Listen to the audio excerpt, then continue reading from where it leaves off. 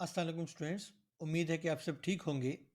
हमारा आज का टॉपिक है एसएलओस बेस्ड एग्जामिनेशन सिस्टम, यानी कि एक ऐसा एग्जामिनेशन सिस्टम जिसकी बुनियाद एसएलओस पर रखी गई है।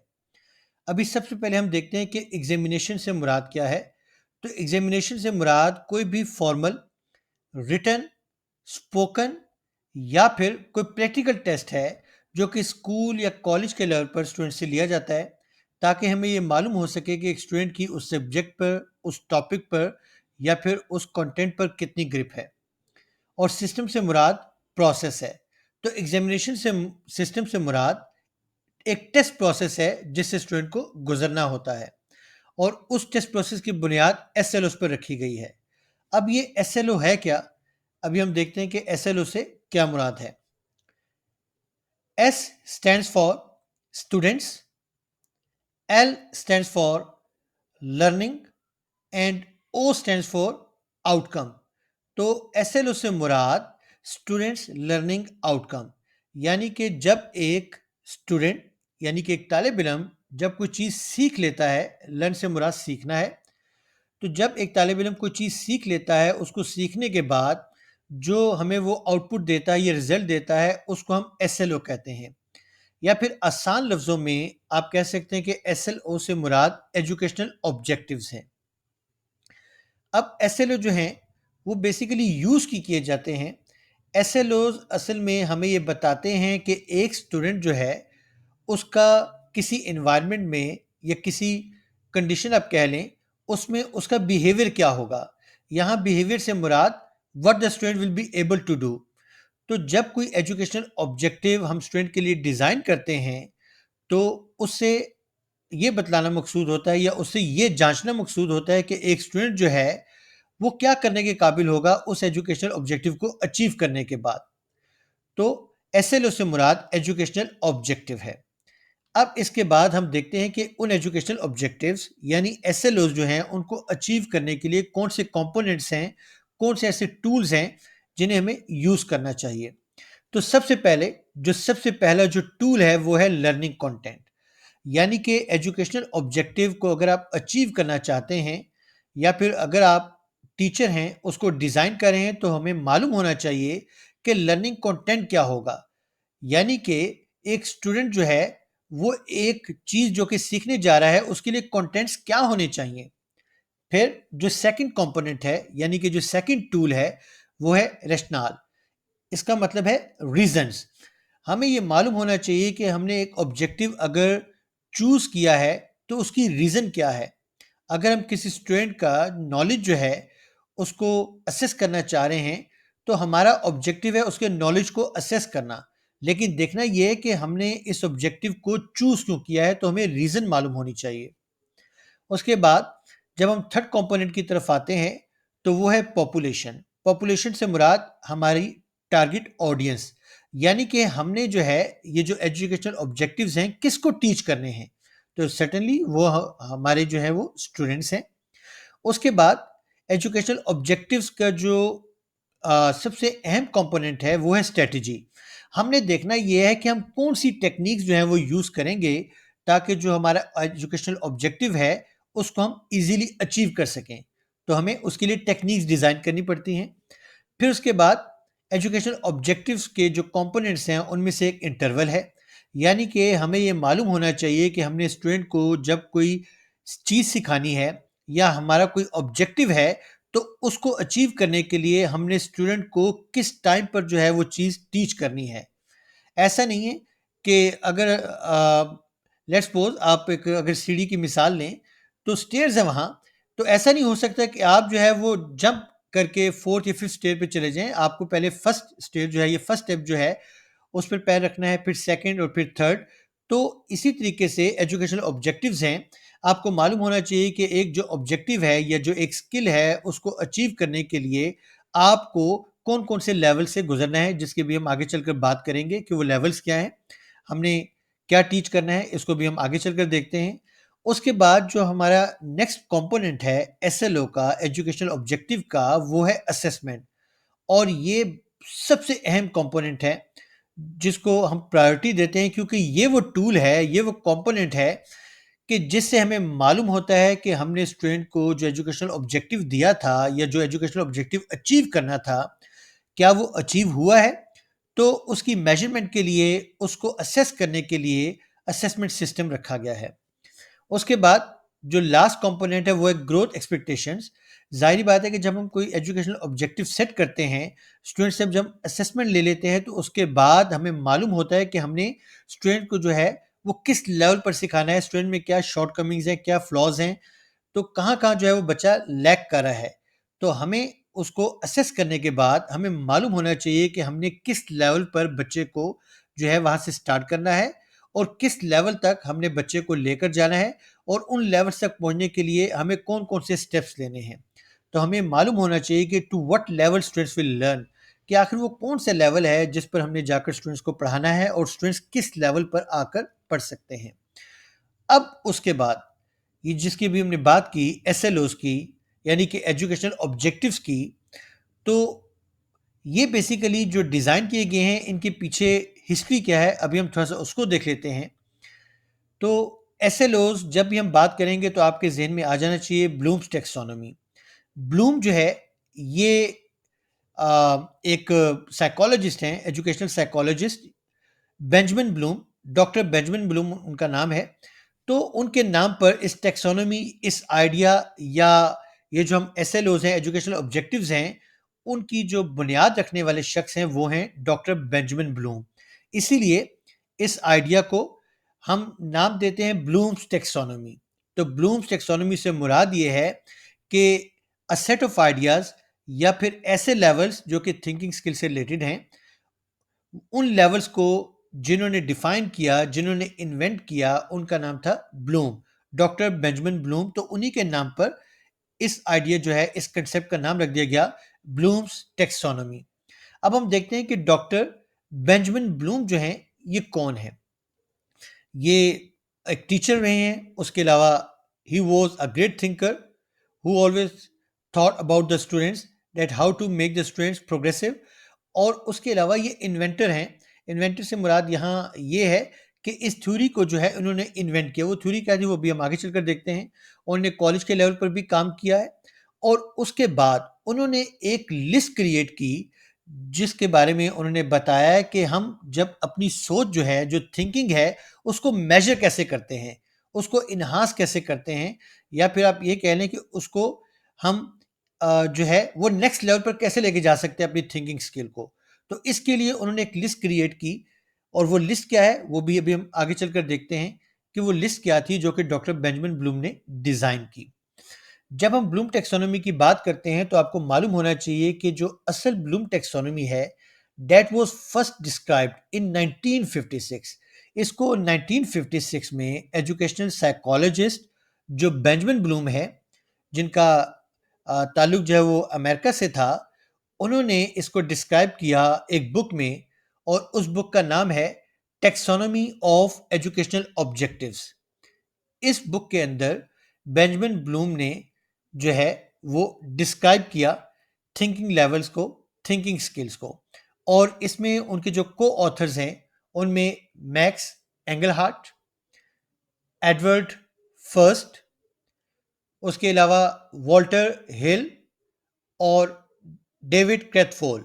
तो ये जो 4 को ऑथर्स हैं, इन्होंने बेंजामिन ब्लूम के साथ मिलकर फर्स्ट टाइम 1956 में इस टेक्सोनॉमी को प्रेजेंट किया, इस टेक्सोनॉमी को डिस्क्राइब किया। और 1956 से लेकर आज तक इसकी पब्लिकेशन के हवाले से जब बात की जाए तो इसको मोर देन 20 लैंग्वेजेस जो हैं उसमें ट्रांसलेट किया गया है और अभी पूरी दुनिया में जो है इसको यूज़ किया जा रहा है ब्लूम टेक्सोनॉमी को। लेकिन एक बात बहुत इंपॉर्टेंट है, ये आप लास्ट लाइन में देख सकते हैं कि अभी जो हम ब्लूम टेक्सोनॉमी फॉलो कर रहे हैं वो उसका रिवाइज वर्जन है। ओरिजिनल ब्लूम टेक्सोनॉमी नहीं है बल्कि उसका रिवाइज वर्जन हम यूज़ कर रहे हैं। ये रिवाइज वर्जन क्या है ब्लूम और ओरिजिनल ब्लूम टेक्सोनॉमी क्या है, इसको भी हम देखते हैं। सबसे पहले हम देखते हैं कि लेवल्स ऑफ थिंकिंग जो कि डिस्क्राइब किए गए डॉक्टर ब्लूम के मुताबिक। जो हमारी लर्निंग है उसके 6 लेवल्स हैं। यानी कि जो डॉक्टर बेंजामिन ब्लूम हैं उन्होंने हमारी जो थिंकिंग स्किल्स हैं उसको क्लासिफाई कर दिया। टेक्सोनॉमी से मुराद क्लासिफिकेशन, तो उसको क्लासिफाई कर दिया 6 लेवल्स में, और हर लेवल जो है वो दूसरे से लिंक्ड है। आप ये देख सकते हैं साइट पर कि लेवल 1 से लेवल 6, यानी कि नॉलेज से इवैल्यूएशन। तो लेवल 1 जो है ये सबसे लोवेस्ट लेवल है थिंकिंग का, जहां से हम हमेशा स्टार्ट लेते हैं बच्चे की लर्निंग के हवाले से। और जो लेवल 6 है ये हाईएस्ट लेवल ऑफ थिंकिंग है, जहां जो कि हमारा टारगेट है। तो हमारा जो टारगेट लेवल है वो लेवल 6 है, लेकिन हमने स्टार्ट जो है वो हमेशा लेवल 1 से लेना है। अब हम इसकी बात करते हैं जिसकी अभी हम बात करते हैं कि रिवाइज्ड जो है वो टेक्सोनॉमी। तो कुछ लोग जो हैं इन्होंने इस टेक्सोनॉमी को, इसके जो लेवल्स हैं उनको रीनेम किया ताकि आसानी से उनको याद रखा जा सके। और उन्होंने क्या किया कि जो लास्ट 2 लेवल्स हैं यानी कि सिंथेसिस और इवैल्यूएशन, इसको उन्होंने स्वैप कर दिया। आप आसान लफ्ज़ों में यूँ समझ लें कि जो ओरिजिनल ब्लूम टेक्सोनॉमी थी, उसका जो फर्स्ट लेवल है, ब्लूम ने उसको नाम दिया नॉलेज का, और बाद में जब उसको रिवाइज़ किया गया 2001 में, तो उसको नाम दे दिया उन्होंने रिमेंबरिंग का। इसी तरह जो ओरिजिनल ब्लूम टेक्सोनॉमी है, उसमें जो सेकंड लेवल है, वो है कॉम्प्रिहेंशन, और रिवाइज़्ड ब्लूम टेक्सोनॉमी जो है, उसमें उसको उन्होंने नाम दे दिया अंडरस्टैंडिंग। इसलिए थर्ड लेवल जो है वो ओरिजिनल ब्लूम टेक्सोनॉमी में एप्लीकेशन था, जबकि रिवाइज्ड ब्लूम टेक्सोनॉमी में उसको अप्लाई का नाम दे दिया गया। इसी तरह fourth level original Bloom taxonomy में एनालिसिस था, और जब रिवाइज किया गया तो इसको एनालाइज कह दिया गया। और फिर जो फिफ्थ लेवल है वो सिंथेसिस था ओरिजिनल ब्लूम टेक्सोनॉमी में, और इवेल्युएशन एट लेवल 6। इसको उन्होंने स्वैप किया, और उन्होंने क्या किया कि इवेल्युएशन को नंबर 5 पे ले आए और क्रिएट को नंबर 6 पे ले आए। तो उसको इन्होंने स्वैप कर दिया। जो ओरिजिनल ब्लूम टेक्सोनॉमी थी, दैट वाज प्रेजेंटेड इन 1956, और जब इसको रिवाइज किया गया तो 2001 में इसको रिवाइज किया गया। आप ये देख सकते हैं लेवल्स फर्स्ट टू सिक्स। जैसे कि अभी हम फर्स्ट लेवल की बात करें तो 1956 में जो ओरिजिनल ब्लूम टेक्सोनॉमी थी, या डॉक्टर बेंजामिन ब्लूम ने जो टेक्सोनॉमी, जो क्लासिफिकेशन थिंकिंग स्किल्स के हवाले से प्रेजेंट की थी, उसमें उन्होंने लेवल 1 को नॉलेज का नाम दिया था। और 2001 में ये जो लेवल 1 है इसको रिमेंबर का नाम दे दिया गया। तो इसी तरह ये तमाम लेवल जो हैं उनके नाम चेंज कर दिए गए। आप इनमें डिफरेंस देख सकते हैं कि 1956 में जो लेवल्स दिए गए वो तमाम नाउन्स हैं, जबकि इसको 2001 में जब रिवाइज किया गया तो उन तमाम नाउन्स को इन्होंने उसको वर्ब में चेंज कर दिया, ताकि आसानी से जो एसएलओ है या जो एजुकेशनल ऑब्जेक्टिव है उसको डिजाइन किया जा सके। अब हम देखते हैं रिवाइज ब्लूम टेक्सोनॉमी, जिसकी भी हमने बात की कि 2001 में इसको रिवाइज किया गया। तो इसको रिवाइज करने वाले कौन थे? तो हमें मालूम होता है कि इसको रिवाइज करने वाले ग्रुप ऑफ रिसर्चर्स थे, और उसको जो लीड करने वाले थे वो डॉक्टर बेंजामिन ब्लूम के कलीग थे, जिनकी अभी हमने बात की, जो कि उनके को ऑथर भी थे, डेविड क्रेथफोल। ये उनकी कलीग थे, और इनके साथ डॉक्टर बेंजामिन ब्लूम के एक स्टूडेंट थे, लॉरेन एंडरसन। तो लॉरेन एंडरसन जो कि बेंजामिन ब्लूम के स्टूडेंट थे, और डेविड क्रेथफोल जो कि बेंजामिन ब्लूम के कलीग थे, इन दोनों ने इस टेक्सोनॉमी को, इस क्लासिफिकेशन को रिवाइज किया 2001 में। यानी कि उन तमाम नाउन्स को इन्होंने वर्ब का नाम दे दिया, और उसके अलावा जो लेवल 5 और लेवल 6 हैं उसको स्वैप कर दिया। अब हम देखते हैं लेवल 1। इस क्लासिफिकेशन के मुताबिक जो लेवल 1 है वो नॉलेज है, ओरिजिनल ब्लूम टेक्सोनॉमी, और जब इसकी रिवीजन हुई तो उसको इन्होंने नाम दे दिया रिमेंबर। तो रिमेंबरिंग या नॉलेज ये लेवल 1 है। इस लेवल 1 पे असल में हम स्टूडेंट्स की रिकॉलिंग चेक करते हैं कि जब भी कोई इंफॉर्मेशन है क्या वो उसको रिकॉल कर सकता है। उसके अलावा उसको डेट्स, इवेंट्स या जो प्लेसेस हैं वो उसको याद हैं, या जो मेजर आइडियाज़ हैं उस कंटेंट में क्या उसका वो नॉलेज रखता है, या क्या उस सब्जेक्ट मैटर जो है उस पर उसको मास्टरी जो है वो हासिल होगी है, क्या उसको ग्रिप होगी उस टॉपिक पर। तो इन चीज़ों को असेस करने के लिए हम लेवल 1 जो है वहाँ से स्टार्ट करते हैं। ये लेवल 1 है जहाँ हम स्टूडेंट की जो मेमोरी है उसको चेक करते हैं कि एक स्टूडेंट जो है वो किसी चीज़ को किस हद तक याद रख सकता है। और ज़ाहिर बात है कि जब आपने असेस करना है तो उसके लिए कोई वर्ब होना चाहिए। जैसे कि अभी हमने बात की कि लेवल 1 पर उन्होंने नॉलेज जो कि नाउन था उसको रिमेंबर कर दिया, वर्ब कर दिया, और फिर इसी तरह उन्होंने कुछ कीवर्ड्स या कुछ वर्ब्स दे दिए लेवल 1 के लिए। और ये सिर्फ सैंपल वर्ड्स हैं, ये ज़रूरी नहीं है कि सिर्फ ये वर्ड्स हैं, इनके अलावा भी आप वर्ड्स यूज़ कर सकते हैं लेवल 1 पर। जैसे कि इन्होंने कुछ कीवर्ड्स दे दिए हैं, लिस्ट है, डिफाइन है, टेल है, डिस्क्राइब एंड सो ऑन। तो ये पूरी एक लिस्ट है, आप इसको देख सकते हैं और इनमें से कोई से भी जो है वो वर्ब यूज़ करके आप स्टूडेंट के नॉलेज को असेस कर सकते हैं।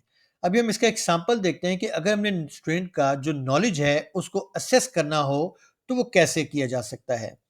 फॉर एग्जांपल, वेजिटेबल्स हैं, हमने स्टूडेंट्स को वेजिटेबल्स के नाम बता दिए, उसको सिखा दिया। अब उसकी आइडेंटिफिकेशन के लिए हमने एक पिक्चर दे दी बच्चे को और हमने कहा कि right a list of vegetables.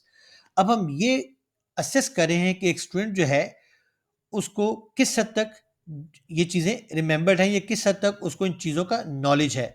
तो हम उसकी मेमोरी को चेक करने के लिए, मेमोरी को असेस करने के लिए हमने लेवल 1 से एक वर्ब दे दिया जो कि राइट है। तो राइट जो कि एक वर्ब है, ये लेवल 1 से लिंक्ड है। तो इसलिए जब हम स्टूडेंट का लेवल 1 चेक करेंगे तो उसमें हमने वो वर्ब यूज़ करने हैं जो कि लेवल 1 को असेस करने के लिए यूज़ होते हैं, और राइट उनमें से एक वर्ब है। तो हमने कहा right a list of vegetables. जब एक स्टूडेंट इस क्वेश्चन का आंसर देगा तो हमें मालूम हो जाएगा कि एक स्टूडेंट जो है वो किसी चीज़ को किस हद तक उसने रिमेंबर किया है। अब हम सेकंड लेवल पर आते हैं जो कि कॉम्प्रिहेंशन है। ओरिजिनल ब्लूम टेक्सोनोमी में और रिवाइज्ड में इसको अंडरस्टैंडिंग का नाम दे दिया गया। अब इस लेवल पर हम देखते हैं कि एक स्टूडेंट जो है उसके पास जो इंफॉर्मेशन है या जिस इंफॉर्मेशन से वो गो थ्रू हुआ है उसने उसको किस हद तक अंडरस्टैंड किया है। इसी तरह उसमें जो मीनिंग्स हैं उस पर उसकी कितनी ग्रिप है। उसके अलावा जो नॉलेज उसने गेन किया है उसको किसी न्यू कॉन्टेक्स्ट में वो कैसे ट्रांसलेट करता है। इसी तरह वो किसी चीज़ को कैसे कंपेयर करता है, फैक्ट्स को कैसे इंटरप्रेट करता है, किसी चीज़ का जो कंट्रास्ट है उसको वो कैसे प्रेजेंट करता है, किसी चीज़ का ऑर्डर करना, ग्रुप करना या फिर कॉजेज़ को इन्फर करना, और कोई भी जो इन्फॉर्मेशन है उसके जो कॉन्सिक्वेंसेस हैं उनको प्रिडिक्ट करना। ये तमाम चीज़ें जो हैं लेवल 2 में आती हैं जिसमें हम स्टूडेंट की कॉम्प्रिहेंशन या फिर अंडरस्टैंडिंग जो है उसको असेस करते हैं। उसके लिए भी कुछ कीवर्ड्स हैं जो आप देख सकते हैं, जैसे summarise, describe, interpret, contrast etcetera. तो आप इन वर्ब्स को यूज करके असेस कर सकते हैं कि एक स्टूडेंट की अंडरस्टैंडिंग कितनी है। हम इसका एग्जांपल लेते हैं। आप देख सकते हैं कि यहाँ लिखा है retell the story of the farmers and his sons in your own words. तो ये साइड पे एक पिक्चर है, आप देख सकते हैं कि हमने एक स्टोरी स्टूडेंट्स को क्लास में बता दी कि एक फार्मर था, उसके 4 सन्स थे, और फिर जो भी कहानी है वो तमाम हमने उनको बता दी। अब उसको बताने के बाद जब हम स्टूडेंट्स को कहते हैं कि रीटेल द सेम स्टोरी, अब स्टूडेंट उस स्टोरी को अपने अल्फाज में बयान करेंगे। अब जब वो अपने अल्फाज में बताएंगे तो उसे में मालूम हो जाएगा कि एक स्टूडेंट जो है उसकी अंडरस्टैंडिंग क्या है। हमने जो लेक्चर डिलीवर किया है, हमने जो उसको इन्फॉर्मेशन दी है, हमने जो उसको कंसेप्ट दिया है, हमने जो उसको स्टोरी बताई है, उसकी अंडरस्टैंडिंग किस हद तक है इस स्टोरी के हवाले से जब वो रीटेलिंग करेगा। तो ये है लेवल 2। अब हम आते हैं लेवल 3 पर। लेवल 3 है एप्लीकेशन, जो कि ब्लूम टेक्सोनोमी जो ओरिजिनल है उसमें नाउन के तौर पे इसको यूज किया गया और बाद में रिवाइज में इसको अप्लाई का नाम दे दिया गया। अब इस लेवल 3 पर हम ये देखते हैं कि एक स्टूडेंट जो है उसके पास जो इंफॉर्मेशन है वो उसको कैसे यूज करता है, मुख्तलिफ जो मेथड्स हैं, कंसेप्ट्स हैं या थ्योरीज हैं उनको न्यू सिचुएशन में कैसे यूज करता है, अगर कोई जो प्रॉब्लम है उसको कैसे सॉल्व करता है by using the required skills और नॉलेज। जो उसने नॉलेज या स्किल जो हैं वो उसने गेन कर ली हैं, अब उसके बाद वो किसी प्रॉब्लम को कैसे सॉल्व करता है, अपनी उस इंफॉर्मेशन को वो कैसे अप्लाई करता है उस प्रॉब्लम को सॉल्व करने के लिए। तो इसमें आप मुख्तलिफ कीवर्ड्स देख सकते हैं, मुख्तलिफ वर्ब देख सकते हैं, apply, demonstrate, calculate, complete etcetera. तो ये तमाम वर्ब्स हैं जिनको हम यूज करके स्टूडेंट की जो एप्लीकेशन है या स्टूडेंट का जो अप्लाइंग लेवल है जो कि थर्ड स्किल है, हम इसको असेस कर सकते हैं। अब इसका हम सैंपल देखते हैं कि अगर हमने असेस करना हो कि स्टूडेंट जो है वो किसी चीज को कैसे अप्लाई करता है, तो आप देख सकते हैं make a model of a swing set with paper and explain how it works. तो हमने स्टूडेंट को एक चीज़ वर्बली बता दी है कि जो है कैसे कोई चीज़ काम करती है, उसके मॉडल के हवाले से बता दिया। अब स्टूडेंट जो है उस मॉडल को दोबारा से जो है वो मेक करेगा, पेपर की अभी हम बात करेंगे, पेपर वो बनाएगा और फिर बताएगा कि कैसे काम करता है। तो अब देखना ये है कि एक स्टूडेंट को जो हमने एक बेसिक कंसेप्ट दे दिया है, अब उस बेसिक कंसेप्ट को वो रियल लाइफ में कैसे अप्लाई करता है। तो ये हमारा थर्ड लेवल है। अब उसके बाद कुछ सैंपल एमसीक्यूज हैं, आप देख सकते हैं ये 3 लेवल्स हैं। पहला लेवल है नॉलेज, जिसकी भी हमने बात की, रिमेंबरिंग, कॉम्प्रिहेंशन यानी कि अंडरस्टैंडिंग, और जो थर्ड लेवल है एप्लीकेशन। ये जो एमसीक्यूज हैं ये मैंने यूनिट 9 जो है 9th क्लास का, वहां से लिया है, ऑल इज नॉट लॉस्ट। तो वहां से मैंने कुछ सैंपल एमसीक्यूज लिए हैं ताकि आपको मालूम हो जाए कि अगर हमने स्टूडेंट का नॉलेज चेक करना है, यानी कि लेवल 1 पे हमने स्टूडेंट को असेस करना है, तो हमें किस किस्म के एमसीक्यूज देने चाहिए, जो आप देख सकते हैं यहाँ। इसी तरह अगर हमने स्टूडेंट की कॉम्प्रीहेंशन या अंडरस्टैंडिंग चेक करनी है, तो उसके लिए हम कौन से एमसीक्यूज दे सकते हैं, यहाँ आप सैंपल देख सकते हैं। इसी तरह अगर हमने स्टूडेंट की जो लेवल 3 है, यानी कि एप्लीकेशन स्किल है, उसको असेस करना है, तो हम किस किस्म के एमसीक्यूज जो है वो दे सकते हैं। तो ये कुछ सैंपल एमसीक्यूज हैं जो आपके सामने इस स्लाइड पर नजर आ रहे हैं। इसी तरह अगर हम बात करें शॉर्ट क्वेश्चन आंसर्स की, तो आप देख सकते हैं कि यहाँ फिर उन्हीं 3 लेवल्स जिनकी अभी मैंने बात की थी, नॉलेज, कॉम्प्रिहेंशन, एप्लीकेशन। तो हर लेवल से रिलेटेड यहाँ मैंने कुछ सैंपल क्वेश्चंस दिए हैं। आप इन 3 जो है रोज में देख सकते हैं इस टेबल में कि हर एक लेवल से रिलेटेड 2 या 3 क्वेश्चन जो हैं वो मैंने दिए हैं, ताकि आपको मालूम हो जाए कि जब हमें स्टूडेंट का नॉलेज चेक करना है तो उसके लिए कौन से जो है वर्ब्स यूज़ करने हैं। इसी तरह अगर हमें स्टूडेंट की कॉम्प्रिहेंशन जो है उसको असेस करना है, तो हमें कौन से वर्ब्स यूज़ करने हैं। इसे जब एप्लीकेशन हमने चेक करनी है स्टूडेंट की स्किल, तो इस लेवल पर हमने कौन से वर्ब यूज़ करने हैं। तो आप इन सैंपल क्वेश्चंस को देख सकते हैं। अब उसके बाद हम बात करते हैं ब्लूम्स टेक्सोनोमी वर्ब्स की, जिनकी मैं बार-बार बात कर रहा हूँ कि इसमें जितने भी वर्ब्स हैं, वो तमाम जो हैं, वो एक्शन वर्ब्स हैं, जो कि हर एक कैटेगरी से रिलेटेड हैं। और इसमें बहुत इंपॉर्टेंट बात जो याद रखने के काबिल है, वो ये है कि ऐसा नहीं हो सकता कि अगर आपने चेक करना है स्टूडेंट का नॉलेज, तो आप उसको वर्ब वो दे रहे हैं जो कि लेवल 3 से रिलेटेड है। तो इसके लिए हम जो टर्मिनोलॉजी यूज़ करते हैं वो है वेरीफाइएबल वर्ब्स। तो हमेशा हमने वेरीफाइएबल वर्ब्स जो हैं उनसे स्टूडेंट्स को असेस करना होता है। और ये स्टूडेंट्स को भी मालूम होना चाहिए कि उनके पास जो वर्ब्स आते हैं वो वेरीफाइएबल वर्ब्स होते हैं, यानी कि हर लेवल से रिलेटेड कुछ वर्ब्स हैं और उन वर्ब्स को दिया जाता है ताकि हम उन स्किल को असेस कर सकें। लेट्स सपोज अगर स्टूडेंट को कहा जाता है कि डिफाइन समथिंग, कोई भी हम चीज़ दे देते हैं उसको डिफाइन का हम कहते हैं, तो इसका मतलब ये है कि हम उसके जो नॉलेज स्किल है उसको असेस कर रहे हैं। तो अगर हमारा एजुकेशन ऑब्जेक्टिव जो है वो एप्लीकेशन है, और अगर हम स्टूडेंट को असेस जो है वो डिफाइन वर्ब देकर कर रहे हैं, तो इसका मतलब ये है कि हमारा जो एजुकेशनल ऑब्जेक्टिव और जो हमारी जो असेसमेंट है उसमें डिस्क्रिपेंसी है। तो हमें मालूम होना चाहिए कि हमने अगर स्टूडेंट की किसी स्किल को एड्रेस करना है, तो उस लेवल से रिलेटेड कौन कौन से वर्ब्स हैं जिनको हम यूज करके अपने जो एजुकेशनल ऑब्जेक्टिव्स हैं उनको अचीव कर सकते हैं। अब इसके बाद आप देख सकते हैं कि ये एक पूरा चार्ट है जिसमें आपके पास यहाँ 6 लेवल्स हैं। अब आप इन 6 लेवल्स को देख सकते हैं, यानी कि knowledge, comprehension, application, analysis, synthesis, evaluation. आप ये देख सकते हैं कि ये जो फर्स्ट 3 लेवल्स हैं, यानी कि नॉलेज, कॉम्प्रिहेंशन एंड एप्लीकेशन, इनको हम कहते हैं लोअर ऑर्डर थिंकिंग स्किल्स। इनको हम एलओटीज भी कहते हैं।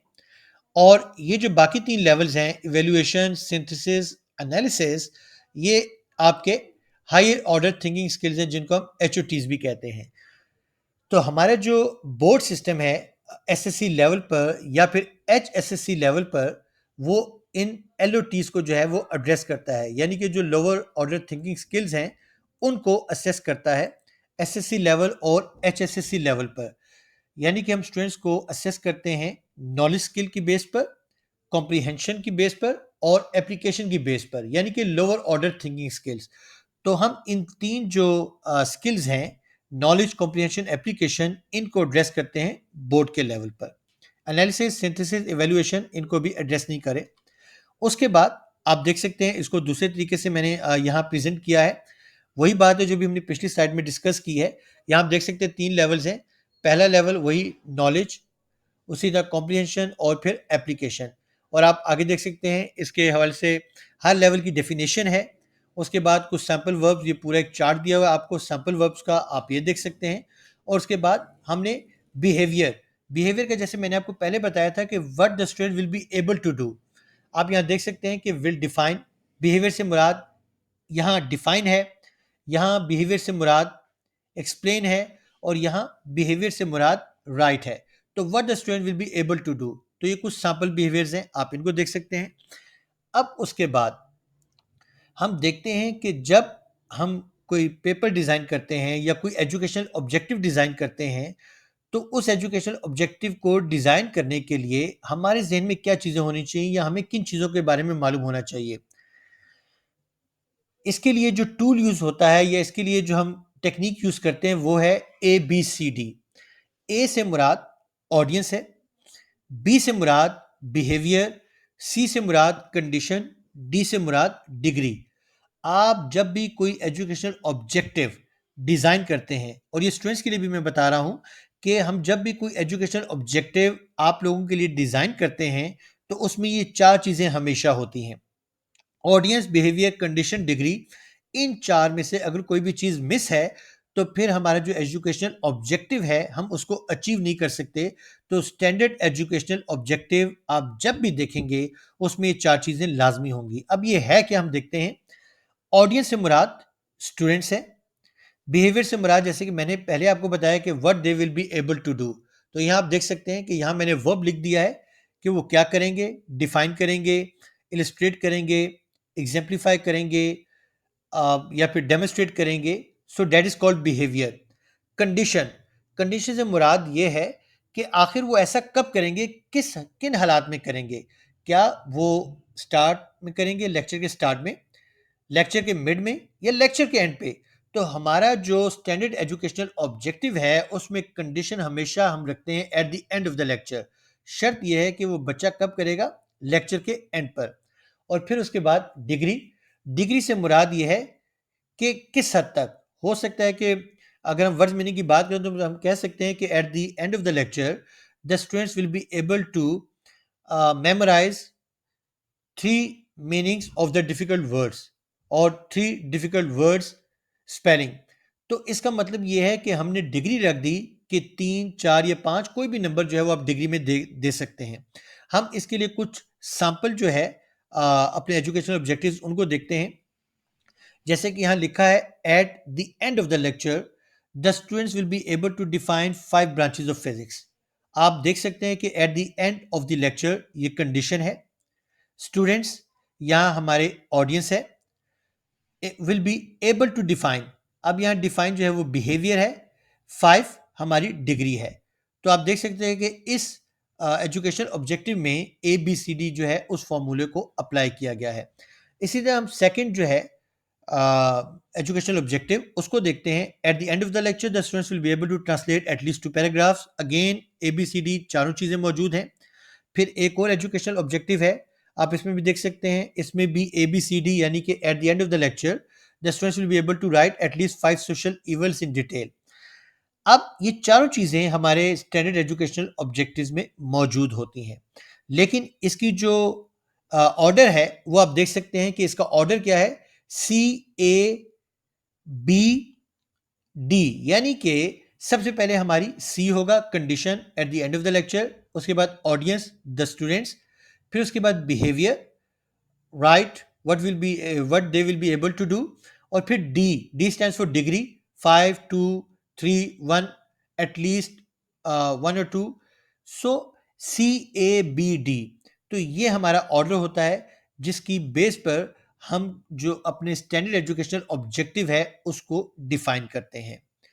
तो ये ब्लूम टेक्सोनोमी है जिससे हमें ये मालूम हो गया कि जब भी कोई पेपर डिज़ाइन किया जाता है तो वो बेसिकली 3 लेवल्स की बेस पर डिज़ाइन होता है, यानी कि 3 जो थिंकिंग स्किल्स है उनके लेवल पर। लेवल 1 हमने अभी बात की नॉलेज, फिर लेवल 2 हमने देखा कॉम्प्रिहेंशन, और लेवल 3 हमने देखा एप्लीकेशन।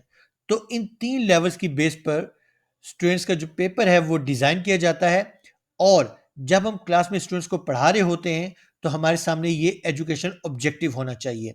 तो स्टूडेंट्स, अगर हम आज का लेक्चर सम अप करें तो हम ये कह सकते हैं कि एग्जामिनेशन सिस्टम यानी कि जो टेस्ट प्रोसेस है उसकी बुनियाद एसएलओस पर रखी जाती है। और एसएलओ से मुराद हमने देखा एजुकेशन ऑब्जेक्टिव्स हैं जिनको डिफाइन किया डॉक्टर बेंजामिन ब्लूम ने 1956 में। और फिर उसी टेक्सोनॉमी को, उसी क्लासिफिकेशन को जो कि थिंकिंग स्किल्स की क्लासिफिकेशन है, उसको रिवाइज किया 2001 में डॉक्टर बेंजामिन ब्लूम के एक कलीग और एक स्टूडेंट ने। और उसके बाद हमने देखा कि टेक्सोनॉमी से मुराद जो है वो क्लासिफिकेशन है, यानी कि इंसान की जो थिंकिंग स्किल्स हैं उनको क्लासीफाई किया डिफरेंट लेवल्स पे, यानी कि 6 लेवल्स पे। और उनमें से जो फर्स्ट 3 लेवल्स हैं उन्हें एड्रेस किया जाता है एसएससी लेवल पर और एचएसएससी लेवल पर।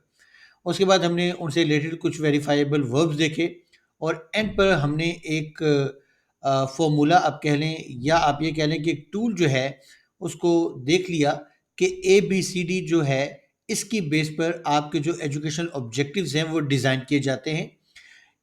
और ए बी सी डी से मुराद ऑडियंस, बिहेवियर, कंडीशन और डिग्री है।